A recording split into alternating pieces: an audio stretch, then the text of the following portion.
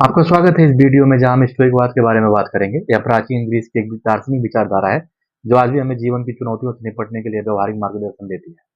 तो क्या है स्टोइकवाद? क्या है स्टोइसिज्म? स्टोइकवाद एक ऐसा दर्शन है जो हमें सिखाता है कि जीवन में क्या हमारे नियंत्रण में है और क्या नहीं।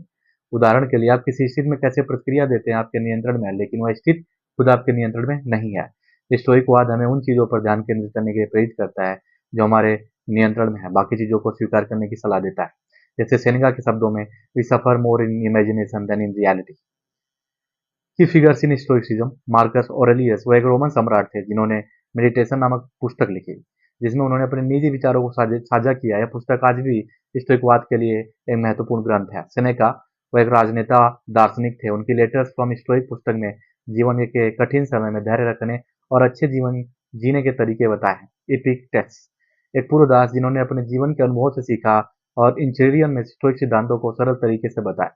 Core principle of stoicism, dichotomy of control. स्टोइकवाद का सबसे महत्वपूर्ण सिद्धांत यह है कि हमें समझना चाहिए क्या हमारे नियंत्रण में है और क्या नहीं।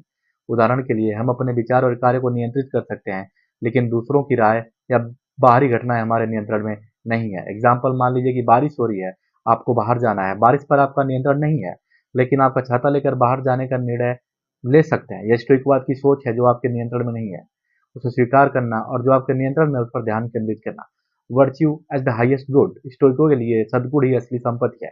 इसका मतलब है कि जीवन में सबसे महत्वपूर्ण चीज बुद्धिमानी, साहस, न्याय और संयम का पालन करना है। यह अन्य चीजों से कहीं ज्यादा मूल्यवान है, जैसे कि पैसा या प्रसिद्धि। एपिक्टेटस के शब्दों में, it is not what happens to you but how you react to it that matters.